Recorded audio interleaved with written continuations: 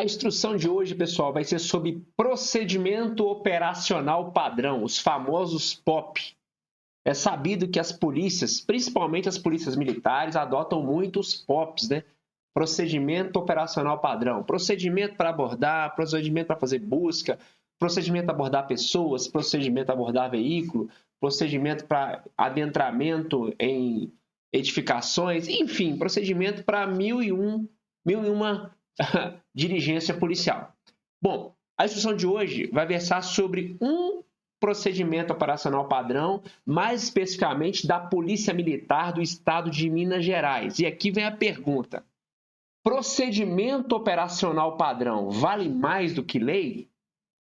Qual é o maior no reino dos céus? Uma lei ou um procedimento operacional padrão? Ou, perguntando de outro modo, pode um procedimento operacional padrão divergir da lei? Ir em rota de colisão com a lei? Tema super interessante, né, pessoal? Então vamos conferir, através de um exemplo da Polícia Militar de Minas Gerais, essa pergunta. Vamos lá.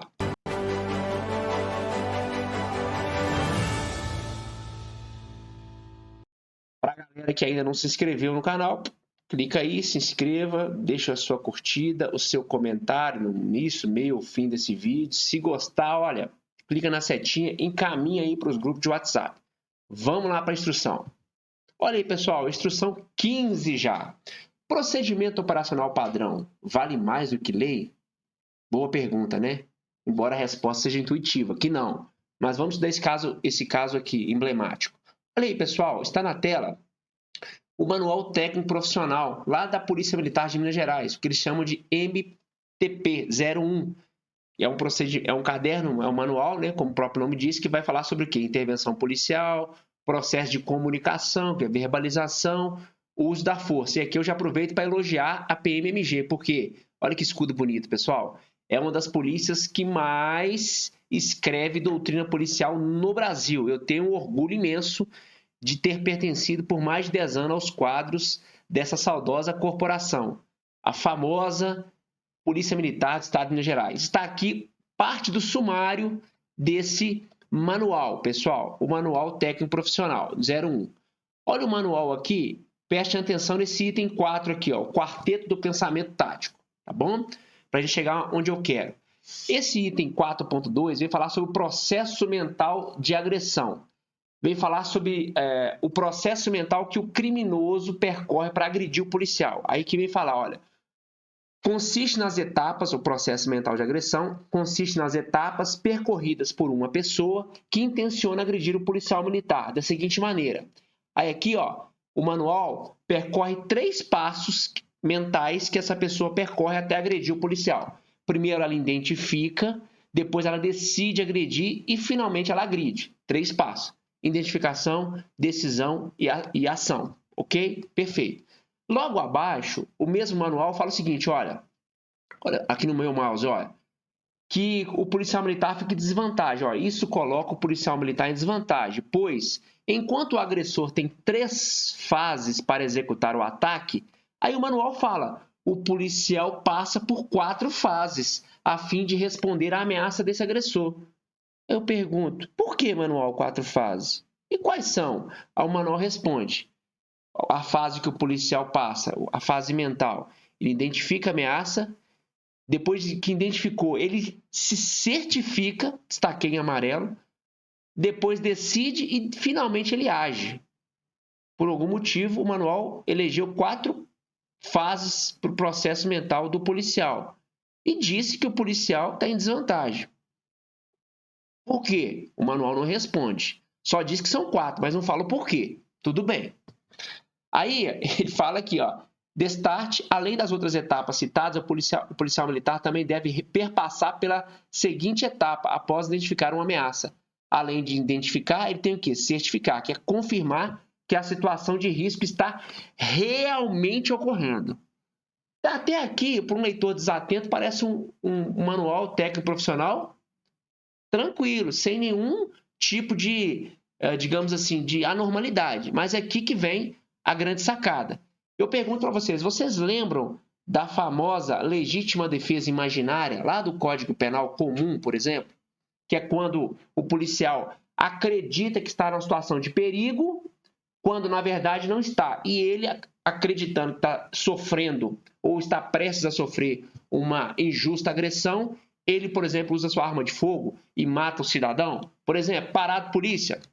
É muito comum, né, às vezes, nos telejornais. Ou quem não conhece um colega que já passou por isso? Parado polícia, mão na cabeça. O cidadão, em vez de descer da moto, leva a mão na cintura e saca um boné. O policial no local mal iluminado, abordagem período noturno, de periculosidade reconhecida pelo policial. O policial vê o abordado, primeiro, não acata na ordem de colocar a mão na cabeça. Ele leva a mão na cintura. Qual é o local do corpo onde as pessoas, os criminosos, via de regra, portam arma? Na cintura. Para sacar um boné. Pergunta, o policial identificou? Identificou a agressão, ou a possível agressão, que aqui é imaginária no meu exemplo. Ele certificou? Não certificou. Porque se ele perdesse tempo para certificar e fosse uma arma de fogo, ele perderia o princípio da oportunidade e seria morto pelo abordado, pelo bandido. Então, o policial, na maioria das vezes, Brasil e mundo afora, não certifica, ele simplesmente identifica. Caramba, retirando um objeto com empunhadura semelhante a uma arma de fogo no local mal iluminado, em afronta ou em desobediência expressa a minha ordem, que foi clara, objetiva, para colocar a mão na cabeça e saca o boné. E eu só verifiquei que foi um boné quando eu atirei nele, o tiro pegou no peito e ele caiu morto. Meu Deus, era um boné. Meu Deus, era um secador de cabelo. Meu Deus, era uma carteira. Ou seja, o policial acreditou sinceramente que estava diante de uma iminente agressão. Ele estava prestes a ser agredido com eventual arma de fogo por parte do abordado. É uma situação imaginária, né? Que no Código Penal está previsto a legítima defesa putativa, é o nome dado, né, pelo Código Penal, a legítima defesa imaginária, lá no artigo 20, parágrafo 1º. É isento de pena, ou seja, não vai ter pena. Quem? Por erro plenamente justificado pelas circunstâncias. No caso que eu narrei aqui agora, né? O cara sacou um boné. O policial, qualquer pessoa, qualquer brasileiro, ou qualquer pessoa que estiver no território nacional, supõe situação de fato que, se existisse, tornaria a ação legítima. Se existisse esse saque de arma, o tiro seria legítimo. Mas como não existiu, né? Não há isenção de pena quando o erro deriva de culpa e o fato é punível como crime culposo. Ok? Então, existe a legítima defesa imaginária tanto no Código Penal comum. Aí você está perguntando, tá, Luiz, mas foi um policial militar e eu acredito que nesse caso o policial militar em serviço que mata civil é crime militar. Eu não vou discutir isso com você. Mas já que você acha que tem que aplicar o Código Penal Militar, vamos ver se no Código Penal Militar também tem a legítima defesa putativa? Também tem, ó, legítima defesa no Código Penal Militar. A legítima defesa imaginária está lá no 36. É isento de pena quem, ao praticar o crime, supõe erroneamente por erro plenamente excusável. O que é o erro plenamente excusável? O erro invencível é isento de pena ao praticar o crime, supõe por erro invencível a existência de uma situação de fato que tornaria a ação legítima. Ou seja, Código Penal comum e Código Penal militar trouxe esse instituto da legítima defesa imaginária, ou legítima defesa putativa. Mas esse manual da Polícia Militar de Minas Gerais parece que não deixa os policiais mineiros se valerem ou gozarem desse instituto penal. Ou seja, se valerem, argumentarem a legítima defesa putativa. Como que eu, por exemplo, policial militar de Minas Gerais, vou alegar em juízo? Não, excelência, não, Ministério Público. Eu atirei no abordado porque, em razão A, B, C e D, exemplo, né, do caso que eu dei aqui, o motociclista deu uma ordem clara, objetiva, concisa para colocar a mão na cabeça, o local era mal iluminado, de reconhecida periculosidade. Ele levou a mão na cintura. Eu acreditei sinceramente que era uma arma de fogo. Aí o promotor vai abrir o manual técnico profissional da própria polícia dele, Polícia Militar de Minas Gerais, e fala, olha, na página 36, no item 4.2, fala que o processo mental do policial é identificar certificar. Você não se certificou, cabo. Você não se certificou, sargento. Você não se certificou, soldado. Você não se certificou, coronel. Logo, essa argumentação sua de legítima defesa putativa não cola aqui. É o conto da carochinha, porque você foi treinado com base no seu manual de certificar. E agora você vem falar em juízo que não teve tempo de certificar, que se equivocou? Essa que é a grande sacada. E aí, o manual escreveu demais ao exigir a certificação por parte do policial militar mineiro? Qual que é a sua opinião? Só para colocar mais lenha na fogueira, vou trazer um caso prático. Lembram dessa reportagem aqui? Recortei a reportagem do G1. Lá em 2010, um policial do BOPE confunde furadeira com arma e mata morador do Andaraí. Militar está transtornado psicologicamente, né? Diz porta-voz do batalhão. Qual foi o caso? Uma patrulha do BOPE estava incursionando no morro do Andaraí, na zona norte do Rio de Janeiro, né? O policial confundiu o morador que estava sobre o telhado da casa dele, estava usando a furadeira, achou que era uma arma de fogo. O policial a 30 metros deu um tiro de fuzil e matou ele na hora.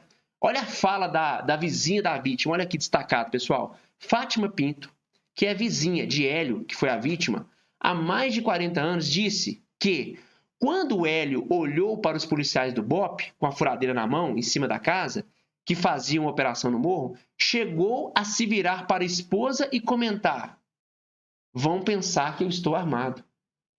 O próprio Hélio, que foi a vítima, analisando a situação, não sendo policial, não estando sob a pressão que o policial do BOPE estava lá no beco, passou pela cabeça dele: caramba, se esses caras me virem aqui, eles vão atirar em mim, vão acreditar que eu estou armado. Antes de ele acabar de falar, o que aconteceu? Um tiro de fuzil transfixou o corpo dele. Aí eu pergunto, qual foi o desfecho desse processo? Qual foi o resultado desse processo, desse policial? Olha lá, site do Migalhas. Legítima defesa putativa. Foi absolvido o PM que matou o morador.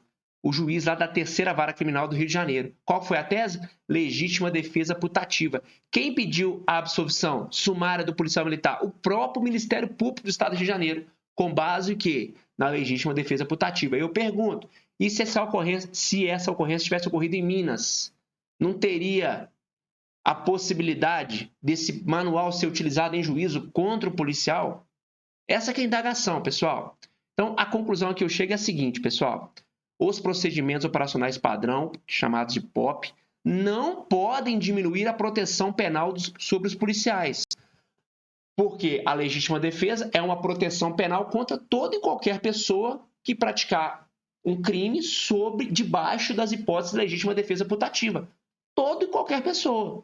Aos policiais militares de Minas Gerais, esse direito não vai ser garantido? Esse instituto jurídico penal, por força de um manual profissional exarado pela própria instituição? Em detalhe, esse manual é de 2020. Então, fica aí, pessoal. Primeiro, essa observação de que os procedimentos operacionais padrões têm que ser confeccionados, feitos, mas à luz do direito posto, sobretudo no que diz respeito a esses institutos que são caros aos policiais. Por exemplo, legítima defesa putativa. Qual policial de rua que não está sujeito a se equivocar numa situação dessa?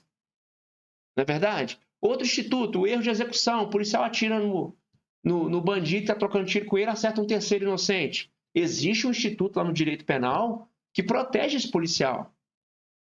Aí imagina se vem um procedimento operacional padrão e tenta desvirtuar essa lógica, esse benefício jurídico que é garantido a todo cidadão, mas o policial militar daquela corporação não pode ser beneficiado. Afinal de contas, ele tem que se certificar. Então fica aqui essa minha observação, né? A minha indagação ou melhor, do porquê do manual ter criado esses 4 passos. De onde saiu isso? Por que esse ônus sobre-humano que o policial tem que certificar? Às vezes, o tempo que ele vai gastar com essa certificação pode custar a vida dele.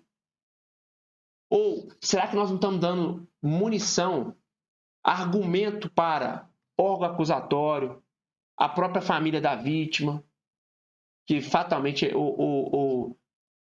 enfim, de uma forma, enfim, uma tragédia mesmo, ver ela ser vitimada por uma ação policial como essa do Rio de Janeiro. eventualmente alegar em juízo, para tentar condenar o policial. Então, fica aí essas bolas aí para a galera eventualmente cortar. Estou só levantando. Se você é a favor desse tipo de procedimento operacional padrão, esse procedimento operacional padrão tem que ficar no quadrado dele, não pode escrever demais, ou quando escrever demais, justifique o porquê. Ok?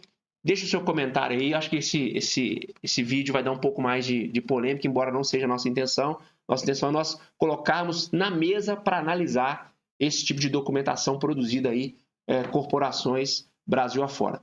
Fica aí o meu respeito, a minha consideração, inclusive parabenizar a Polícia Militar de Minas Gerais, que tem uma produção doutrinária fabulosa, assim, talvez não tenha outra igual no Brasil, pelo volume e pela qualidade da doutrina policial criada ali em Minas Gerais. E fica aí o meu pedido para vocês se inscreverem no canal. Se gostou do conteúdo, deixa o seu like aí. Encaminhe esse vídeo para a galera aí, para os grupos de WhatsApp. E eu espero vocês aqui para o nosso próximo encontro, a nossa próxima instrução aqui no Polícia Brasil. Um forte abraço aos meus amigos e irmãos policiais militares do Estado de Minas Gerais. Até a próxima.